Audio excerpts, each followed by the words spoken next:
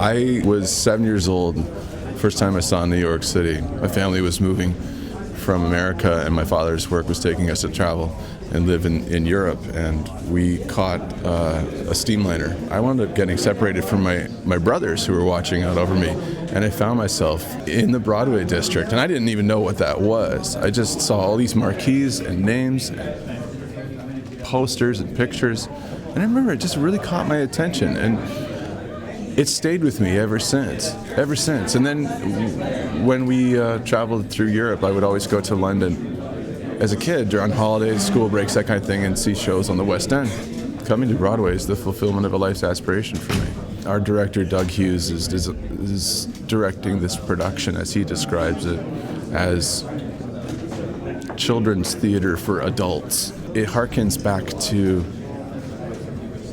the way that I trained when I was a kid, about 20 years ago when I was in college, working in black box theaters, just pushing chairs and tables around. If you say that you're in a train station, you're in a train station. If you say you're in an apartment, that's where you are. The audience just buys it along, goes along with it. It's billed as a comedy, but if you play a comedy as a comedy, and I do know this to be true, it's not funny.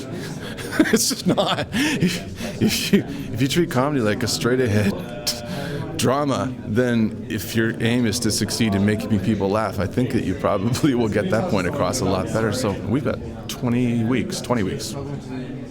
So that's a lot of time for me to learn how to get my job done right. By closing night, I'll have it down.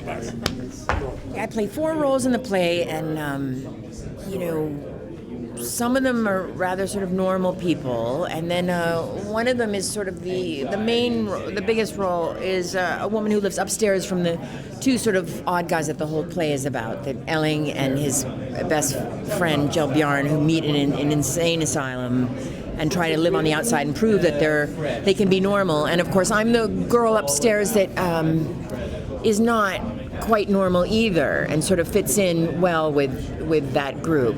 I don't even know how I got this part, but it was just sort of came out of nowhere. They made the offer to me. They might have thought I was someone else, but once you make the offer, I don't think there's any way they could have gotten out of it.